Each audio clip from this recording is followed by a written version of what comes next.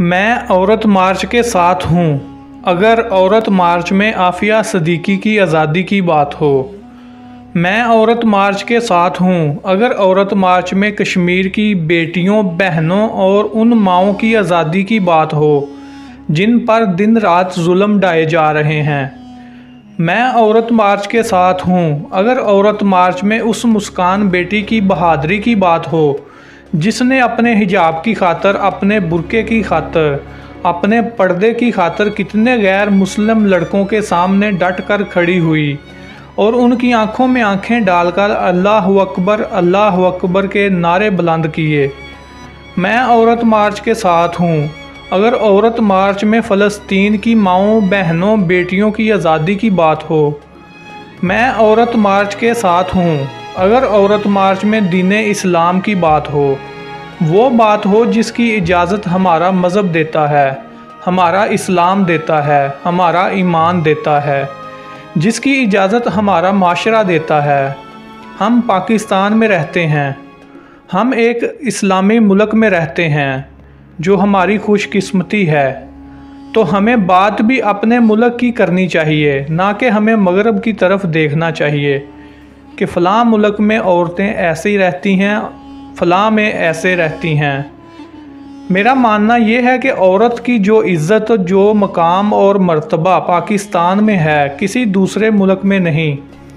ये अलग बात है कि जो लड़कियां, जो औरतें सारा दिन टिकटॉक पर नाचेंगी, गाएंगी, अपना जिस्म दिखाएंगी और फिर इज़्ज़त और मकाम मर्तबा हवा की बेटी वाला चाहेंगी और अपने आप को इस्लाम की शहज़ादी कहलवाना चाहेंगी, तो वो कोई नहीं कहेगा, क्योंकि लोग उसी औरत को इस्लाम की शहज़ादी कहते हैं जो औरत इस्लाम पर अमल करती है।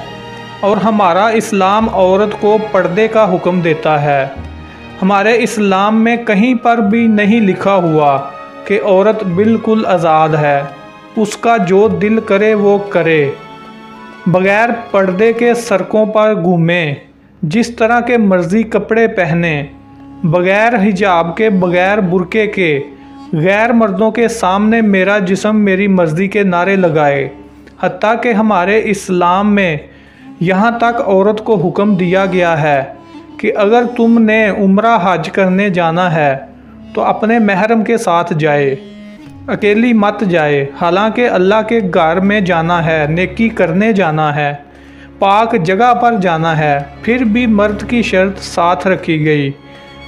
ये बेवकूफ़ औरतें मर्दों से आज़ादी चाहती हैं, शोहर से आज़ादी चाहती हैं, बाप से आज़ादी चाहती हैं, भाई से आज़ादी चाहती हैं। यूरोप की मिसालें देने वाली आंटियों को ये नहीं पता कि दूसरे मुल्कों में औरतों के साथ क्या क्या होता है, क्योंकि जिन औरतों का कोई वाली वारस नहीं होता तो उन औरतों को ये दुनिया वाले नोच कर खा जाते हैं। औरत वही महफूज है जिसका जिस्म गैर मर्दों से महफूज है। औरत वही महफूज है जो औरत खुद अपनी हिफाजत करती है।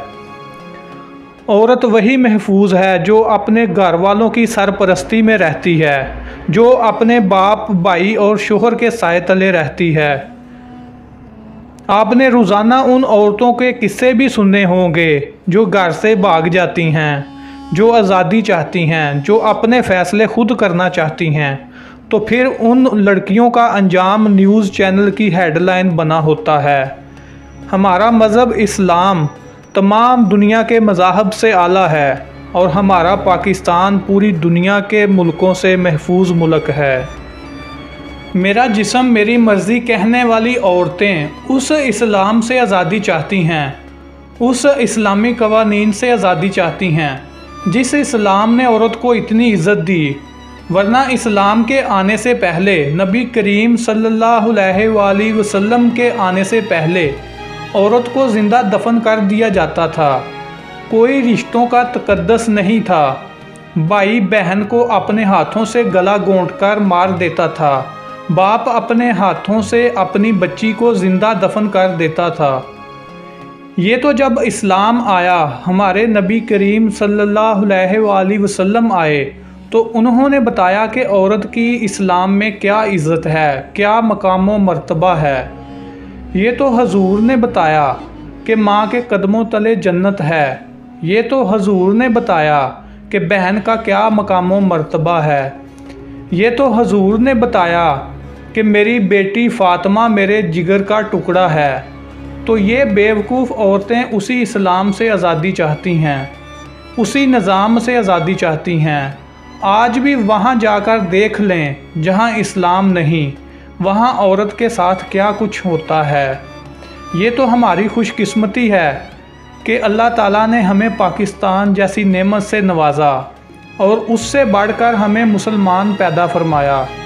और उन सब से बढ़कर जो हमारी खुशकिस्मती है वो ये कि हमें अल्लाह ताला ने अपने प्यारे और आखिरी नबी हज़रत मोहम्मद सल्लल्लाहु अलैहि वसल्लम की उम्मत में पैदा फरमाया।